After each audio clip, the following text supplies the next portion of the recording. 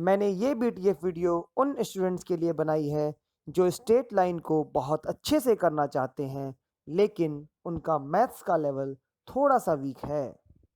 तो इस वीडियो में आपके सामने लिखे बेसिक कॉन्सेप्ट्स को पढ़ेंगे। जिन बच्चों को ये कॉन्सेप्ट्स क्लियर हैं, वो डायरेक्ट स्टेट लाइन की वीडियो को देख सकते हैं। तो बच्चों, यहां पर सबसे पहला पॉइंट आता है डिस्टेंस बिटवीन टू पॉइंट्स। जितने भी वो सारे पॉइंट्स हैं जो कि हमने डिप्लोमा से पहले पढ़े हुए हैं, डिप्लोमा के अंदर उन कॉन्सेप्ट्स को डायरेक्ट यूज किया जाता है, वो सारे पॉइंट्स हैं। तो सबसे पहला पॉइंट है हमारा डिस्टेंस बिटवीन टू पॉइंट्स। अगर मेरे पास ये दो पॉइंट दिए हुए हैं, तो इन दोनों के बीच की अगर डिस्टेंस निकालनी है तो हम क्या करेंगे? तो हमारे पास इसका फॉर्मूला होता है d is equal to under root x2 minus x1 का whole square plus y2 minus y1 का होल स्क्वायर। पहला पॉइंट होता है x1 कॉमा y1 और दूसरा पॉइंट होता है x2 comma y2। I think समझ में आ गया होगा। दो पॉइंट है, इन दोनों पॉइंट के बीच की डिस्टेंस हमें निकालनी है, तो हम लोग क्या करेंगे?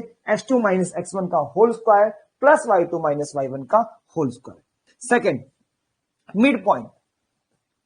अगर मेरे पास दो पॉइंट दिए हुए हैं, एक पॉइंट है x1 कॉमा y1 और दूसरा पॉइंट है x2 कॉमा y2, और इन दोनों के बीच का पॉइंट निकालना है। एग्जैक्ट जो बीच में पॉइंट आता है वो हमें अगर निकालना है, तो ये हम लोग क्या करेंगे? इसके लिए हम लोग क्या करेंगे बच्चों? ये माना मैंने x कॉमा y है, ये मैंने पॉइंट क्या मान लिया? x comma y। तो x is equal to x1 plus x2 upon 2 and y is equal to y1 plus y2 upon 2। समझ में आई बात मेरी? मैं क्या करना चाह रहा हूं बच्चों? ये फॉर्मूले हैं, डायरेक्ट फॉर्मूले यूज होंगे। ये फॉर्मूले हैं, ये डायरेक्ट फॉर्मूले यूज होंगे। ठीक है, चलो एक बार प्रैक्टिस कर लेते हैं किस टाइप का फॉर्मूला यूज होगा। ठीक है, सपोज करो मेरे पास एक पॉइंट है 2,3 और दूसरा पॉइंट है 4,5 और इन दोनों के बीच का पॉइंट हमें फाइंड आउट करना है। तो क्या होगा बच्चों? मैंने इसको माना x1, इसको माना y1, इसको माना x2, इसको मैंने माना y2। राइट? किसी को भी x1 y1 x2 y2 मान सकते हो, कोई जरूरत नहीं है कि बाद वाले को x2 y2 मानना है, कुछ भी मान सकते हो। इन दोनों के बीच का मुझे ये पॉइंट बताना है। मैंने मान लिया ये क्या है? x, y। x is equal to क्या होता है? x1 प्लस x2 अपॉन 2, मतलब 2 plus 4 upon 2, that is 6 upon 2। कितना हो जाएगा? 3। y is equal to y1 plus y2 upon 2, 3 plus 5 upon 2, that is 8 upon 2, that is 4। तो बच्चों क्या हो जाएगा मेरे पास? x, y is equal to 3, 4। क्या मतलब हुआ? मतलब ये हुआ कि इन दोनों पॉइंट के बीच का जो मेरे पास पॉइंट है, वो पॉइंट क्या है? 3, 4 है। आई थिंक समझ में आ गई होंगी। बहुत बड़ी बातें नहीं है, हम लोगों ने पढ़ा हुआ होगा इन सब चीजों को। ठीक है, लेकिन फिर भी कहीं हम अगर भूल गए हो तो ये हमें बाद में दिक्कत देंगे जब स्टेट लाइन का एक्सरसाइज कर रहे होंगे। तो चलो बच्चों, इसको मैं रफ कर रहा हूं।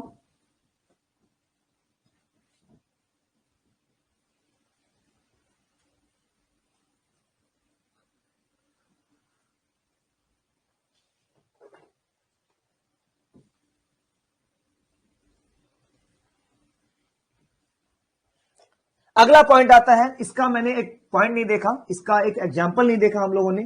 सपोज करो ये वाला पॉइंट है, फर्स्ट पॉइंट है 3,2, सेकंड पॉइंट है 4,5 और इन दोनों के बीच का हमें डिस्टेंस बताना है। क्या करना है? इन दोनों के बीच का हमें डिस्टेंस बताना है। तो क्या होगा बच्चों? d is equal to under root x2 minus x1, x2 minus x1, 4 minus 3 पूरे का whole square plus y2 minus y1, 5 minus 2 पूरे का होल स्क्वायर। तो क्या हो गया बच्चों, d इज इक्वल टू कितना हुआ, 1 का स्क्वायर 1 प्लस 3 का स्क्वायर 9 पूरे का अंडर रूट, मतलब क्या हुआ, अंडर रूट 10 जो है इन दोनों के बीच की डिस्टेंस है। This is my distance, under root 10 जो है। ठीक है, चलो अगले को देखते हैं हम लोग।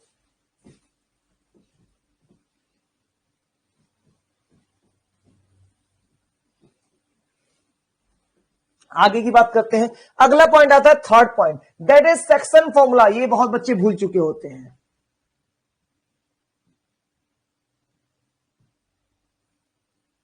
क्या होता है सेक्शन फॉर्मूला, ध्यान देना। अभी मैंने थोड़ी देर पहले बोला था मिड पॉइंट। क्या था मिड पॉइंट, दो पॉइंट के बीच का पॉइंट, एग्जैक्ट बीच का पॉइंट। लेकिन अगर मेरे पास दो पॉइंट दिए हुए हों, क्या दिया हो, दो पॉइंट दिया हुआ हो और इसके एग्जैक्ट बीच का नहीं, थोड़ा सा इधर उधर का पॉइंट बताना है। क्या करना है, थोड़ा सा इधर उधर का पॉइंट बताना है। तो हम लोगों को क्या करना पड़ेगा, कैसे फाइंड आउट करना पड़ेगा ये इस बीच का पॉइंट जो एग्जैक्ट बीच में नहीं है लेकिन इन दोनों के बीच में लाई करता है।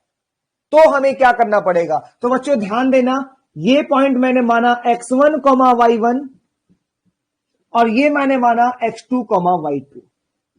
ठीक है, ये दोनों चीजें दी हुई होंगी, ध्यान रखना, ये भी दिया हुआ होगा और ये भी दिया हुआ होगा और ये पॉइंट हमें बताना होगा, क्या चीज, x, y हमें बताना होगा। ठीक, अब ध्यान देना मेरी बात पर, एक चीज और दी हुई होगी। क्या दिया हुआ होगा, यहां से लेकर के यहां तक का, इसका और इसका, इन दोनों के बीच के डिस्टेंस का रेशियो गिवन होगा। एक एक चीजों को नोट कर लो, इन दोनों के बीच के डिस्टेंस का रेशियो गिवन होगा, दिया हुआ होगा 1:4, 1:4 में डिवाइड करते हैं। तो इसको हम लोग बोल देते हैं m1 और इसको बोल देते हैं m2। ठीक है, पहले वाले को क्या बोलते हैं, m1 और दूसरे वाले को बोलते हैं m2। बस दिमाग में बैठा लो, सुनते चले जाओ, ज्यादा दिमाग लगाने की जरूरत नहीं है। जब क्वेश्चंस करेंगे ना वहां आएंगे तो मैं बता दूंगा, भाई बीटीए में देखा था ना ये फॉर्मूला, वही फॉर्मूला यहां लग रहा है, तो खटाक से समझ में आ जाएगा। ठीक है, चलो चलो देखते हैं क्या करते हैं। x का फॉर्मूला होता है यहां पर सेक्शन फॉर्मूले के अंदर m1 x2 plus m2 x1 upon m1 plus m2। मतलब मुझे अगर x निकालना है तो क्या होगा, m1 x2, इस वाले का इसके साथ मल्टीप्लाई, इस वाले का इसके साथ मल्टीप्लाई, उल्टा होता है। ठीक है, अपॉन m1 प्लस m2। और y निकालना है इसी तरीके से, तो m1 y2 plus m2 y1 upon m1 plus m2। Clear बात मेरी, कोई डाउट तो नहीं है। तो चलो एक एग्जांपल देख लेते हैं। सपोज करो मेरे पास कोई क्वेश्चन है, यही देख लेते हैं, यहीं पर मेरे पास है 2,3 और यहां पर है 5,7। 2,3 और दूसरा क्या है 5,7। इन दोनों में m1 m2 की वैल्यू दी हुई है 1:4। तो मुझे ये वाला पॉइंट बताना है, x y की वैल्यू बतानी है। तो क्या हो जाएगा, x is equal to m1 x2। m1 क्या है भाई 1, x2 कितना है 5 प्लस m2 x1, m2 कितना है 4 into x1 कितना है 2 upon m1 plus m2 1 plus 4। तो कितना हो गया भाई 5 और प्लस 8 13/8। इसी तरीके से y आ जाएगा, y क्या होगा m1 y2 1 into y2 कितना है 7 plus m2 y1 4 into 3 upon 1 plus 4। कितना हो गया भाई 12 और 7 19, 19/8 कहां दीजिए 5 आएगा ये 19/5। तो मतलब क्या हुआ, जो ये पॉइंट निकल करके आया मेरे पास, ये है 13/5, 19/5। This is my answer of the section formula. I think समझ में आ गया होगा। दो पॉइंट है, इन दोनों के बीच का एग्जैक्ट बीच का निकालना है, तो सीधा सीधा हम लोग कर देंगे x1 plus x2/2 y1 plus y2/2। लेकिन एग्जैक्ट बीच में नहीं है, इधर उधर है, तो मेरे पास रेशियो भी दिया हुआ होगा, और रेशियो दिया हुआ होगा तो रेशियो के अकॉर्डिंग हम लोग फॉर्मूला लगा देंगे और हमारा आंसर आ जाएगा। ठीक है, चलो आगे चलते हैं बच्चों।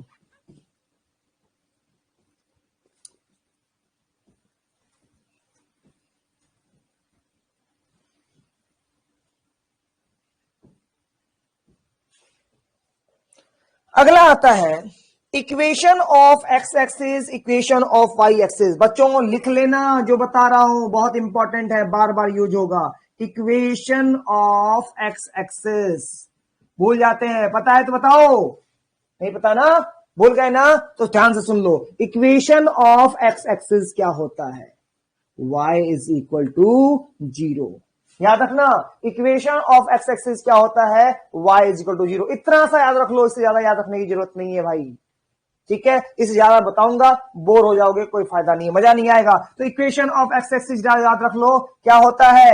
y इज इक्वल टू 0 होता है। और इक्वेशन ऑफ y एक्सिस अगर पूछ लिया जाए तो क्या होता है? x इज इक्वल टू 0 होता है। इक्वेशन ऑफ y एक्सिस क्या होता है? x is equal to 0। Equation of x axis क्या होता है? y is equal to 0। याद रहेगी बात? बहुत अच्छी बात। चलो आगे क्या दिया हुआ है? Equation of line parallel to x axis, equation of line parallel to y axis. चलो देखते हैं वहां फटाफट।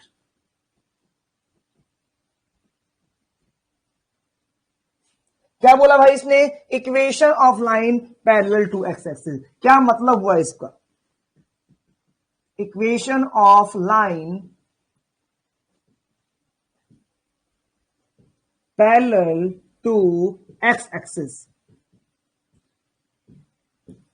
पता है ये मेरे पास एक्स एक्सिस होता है, ये वाई एक्सिस होता है, सबको पता है। अब बोल रहा है कि एक्स एक्सिस के पैरेलल कोई लाइन जा रही है, एक्स एक्सिस के पैरेलल कोई लाइन जा रही है, तो इसकी इक्वेशन क्या होगी? तो ध्यान से सुनना भाई, इस लाइन की इक्वेशन होती है y is equal to B. याद रहेगा, equation of line parallel to X axis क्या होगा? y is equal to B होगा। अब आता है क्या? Equation of line parallel to y axis. Equation of line parallel to y axis क्या होगा? x is equal to a होगा। चार चीजें बताई हैं मैंने, क्या क्या? Equation of X axis y is equal to 0, equation of y axis x is equal to 0, equation of the line parallel to x axis, that is y is equal to b, and equation of line parallel to y axis, that is x is equal to a। चार चीजें हैं, बार बार बार बार बार बार use होंगी, अच्छे से याद कर देना, भूलना नहीं है भाई, ठीक है? चलो 90% बच्चे भूल चुके होते हैं इन चीजों को, तो ये याद रखना है हमको, लास्ट तक याद रखना है, पूरा स्ट्रेट लाइन खत्म होगा तब तक याद रखना है, ठीक है? चलो आगे चलते हैं हम लोग।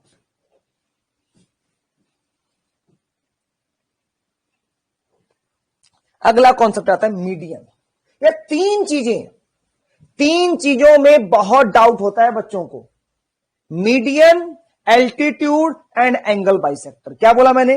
Median, altitude and angle bisector. भाई एक बात ध्यान से सुन लेना, तीनों चीज हमेशा एक जैसी नहीं होती। अगर मैं बात करूं इक्विलेटरल ट्राइंगल की, पता है ना इक्विलेटरल ट्राइंगल क्या होता है? जिसकी तीनों साइड्स बराबर होती हैं, जिसकी तीनों साइड बराबर होती हैं उसको बोलते हैं इक्विलेटरल ट्राइंगल। उस वाले ट्राइंगल में तो तीनों चीजें बराबर होती हैं, लेकिन ऐसा नहीं है कि हर ट्राइंगल में ये तीनों चीजें सेम होंगी। कौन कौन? Median, altitude and angle bisector. क्या बताया मैंने? Median, angle and median, altitude and angle bisector. तो चलो बच्चों देखते हैं मीडियन क्या होता है।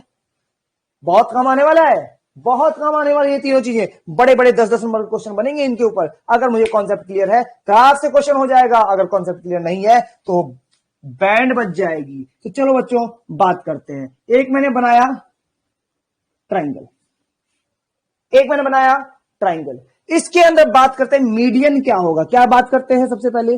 मीडियन क्या होगा ये बात करते हैं सबसे पहले। ध्यान से सुनना, किसी भी वर्टेक्स से सामने वाली स्ट्रेट लाइन को दो पार्ट में, दो इक्वल पार्ट में डिवाइड करने वाली स्ट्रेट लाइन को क्या बोलते हैं? मीडियन बोलते हैं। नहीं समझ आया ना? ध्यान से सुनना, ये मेरे पास इस वर्टेक्स से एक लाइन आएगी और जो सामने वाली लाइन को दो इक्वल पार्ट में डिवाइड करेगी। यहां से लेके यहां तक का और यहां से लेके यहां तक का जो डिस्टेंस होगा वो हमेशा क्या होगा? बराबर होगा। ऐसे ही अगर मैं यहां से यहां पर ड्रॉ कर दूं तो मेरे पास दो इक्वल पार्ट में वर्टेक्स से, किसी भी वर्टेक्स से जाने वाली स्ट्रेट लाइन जो सामने वाली स्ट्रेट लाइन को दो पार्ट में डिवाइड करती है, दो इक्वल पार्ट में डिवाइड करती है, उसको हम लोग क्या बोलते हैं भाई? उसको हम लोग मीडियन बोलते हैं। लिख लेना जो डेफिनेशन बता रहा हूं, नहीं तो फिर भूल गए तो गड़बड़ हो जाएगी, दोबारा से पूरी वीडियो देखनी पड़ जाएगी। बात समझ आई? चलो अगला पॉइंट आता है, क्या चीज भाई? अगला पॉइंट आता है एल्टीट्यूड। एल्टीट्यूड क्या होता है? क्या बीमारी है एल्टीट्यूड? एल्टीट्यूड भाई साहब परपेंडिकुलर होता है, वो सामने वाली स्ट्रेट लाइन को दो इक्वल पार्ट में डिवाइड नहीं करता है। बच्चे क्या करते हैं, एक रफ सा डायग्राम बना करके दिखा देते हैं, सर देखना यहां पर ये भी वो परपेंडिकुलर है और ये मीडियन भी है। अरे भाई इक्विलेटरल ट्राइंगल की बात नहीं कर रहे हैं, या इक्विलेटरल ट्राइंगल की बात नहीं कर रहे हैं, किसी भी ट्राइंगल की बात कर रहे हैं। तो किसी भी ट्राइंगल के अंदर तीनों चीजें सेम नहीं होती हैं, ठीक है। अच्छा अब बात कर रहे हैं हम लोग एल्टीट्यूड की। एल्टीट्यूड क्या होता है? किसी भी वर्टेक्स से सामने वाली स्ट्रेट लाइन के ऊपर परपेंडिकुलर लाइन को क्या बोलते हैं? एल्टीट्यूड बोलते हैं। बात समझ में आई? किसी भी वर्टेक्स से सामने वाली स्ट्रेट लाइन पर, किसी भी वर्टेक्स से सामने वाली साइड पर पड़ने वाली परपेंडिकुलर लाइन को क्या बोलते हैं? एल्टीट्यूड बोलते हैं। समझ में आया ना? ये क्या है? ये एल्टीट्यूड है। ये क्या है? ये मीडियन है। क्या है भाई? मीडियन है। बात समझ आई ना एल्टीट्यूड और मीडियन में डिफरेंस? अब बात करते हैं क्या चीज? Angle bisector.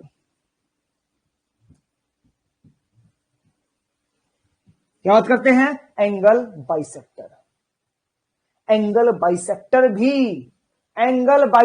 भी इन दोनों से बिल्कुल अलग होता है। एंगल बाइसेक्टर भी इन दोनों से बिल्कुल अलग होता है। कैसे होता है भाई साहब? ये मेरे पास एंगल है। क्या होता है? एंगल है। एंगल को दो इक्वल पार्ट में डिवाइड करने वाले स्ट्रेट लाइन को क्या बोलते हैं? एंगल बाइसेक्टर बोलते हैं। क्या बोला मैंने?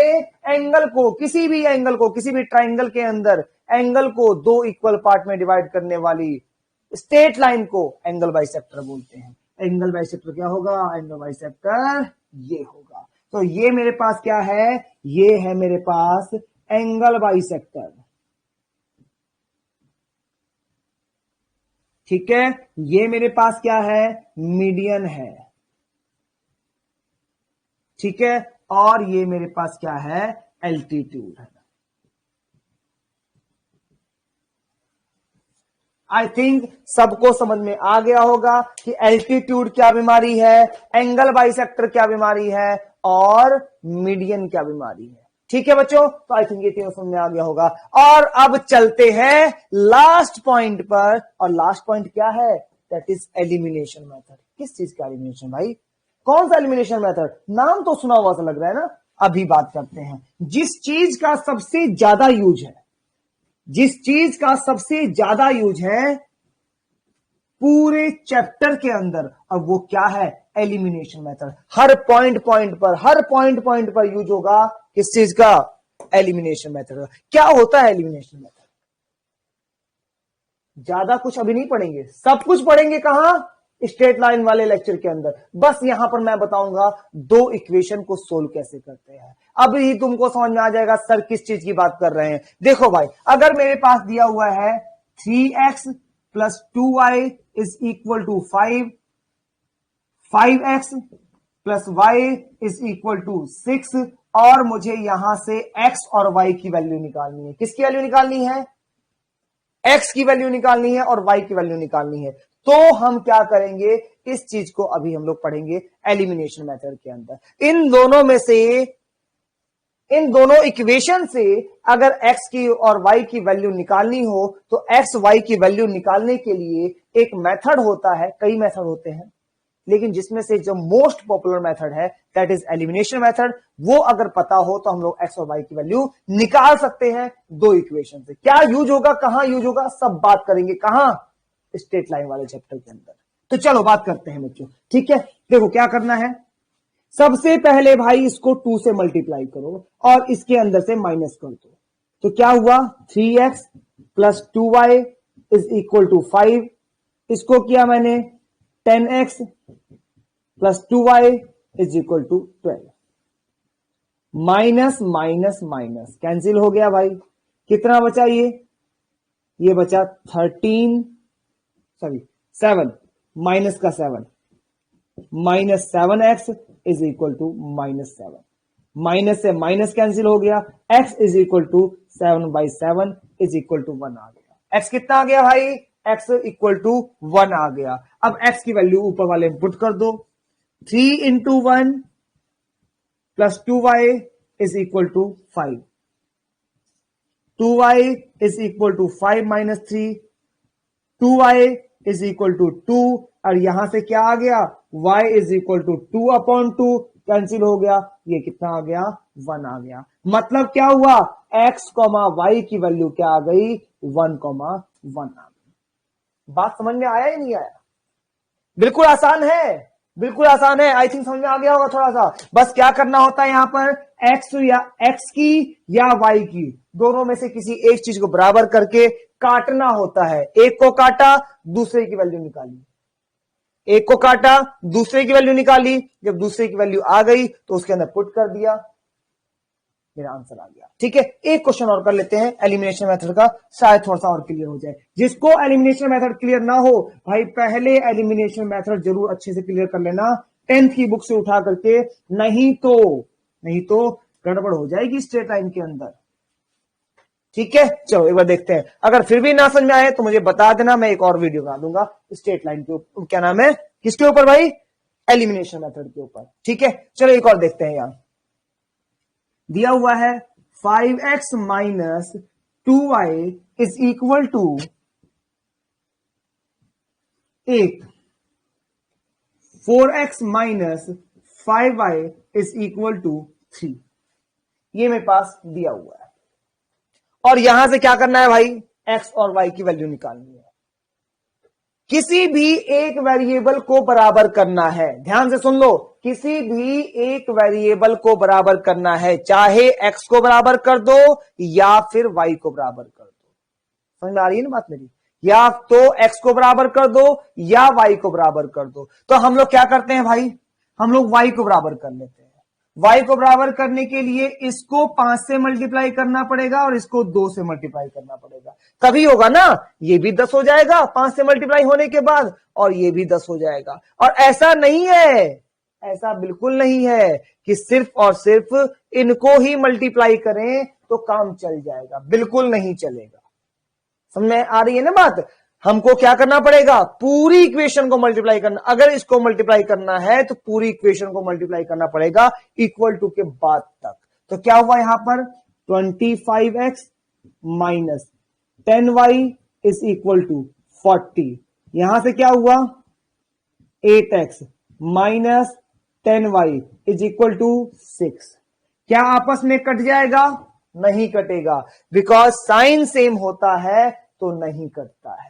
ठीक है, तो क्या हुआ, माइनस प्लस माइनस, इसलिए हमें क्या करना पड़ता है, पूरे के नीचे का साइन चेंज करना पड़ता है। तो पूरे के नीचे का साइन चेंज कर दिया मैंने, ये कैंसिल हो गया, कितना बचा, 17x इज इक्वल टू 34 बच गया। x is equal to 34/17 cancel हुआ तो कितना आया, 2 आ गया। x की वैल्यू कितनी आई भाई, 2 आ गई। ऊपर वाली इक्वेशन में पुट कर दो, तो 5 इंटू 2, कहीं भी इसमें पुट कर दो, इसमें कर दो, इसमें कर दो, इसमें कर दो, कोई फर्क नहीं पड़ता। 5 into 2 minus 2y is equal to 8, 10 minus 2y is equal to 8। इधर लेके आ जाओ 10 को, तो क्या हुआ, minus 2y is equal to 8 minus 10, minus 2y is equal to -2, minus से माइनस कैंसिल हो गया, क्या बचा, y is equal to 2/2 cancel हुआ, तो y की वैल्यू कितनी आ गई, 1 आ गई। तो मतलब क्या हुआ, इन दोनों से जो x और y की वैल्यू निकल के आई वो क्या आ गई, 2,1।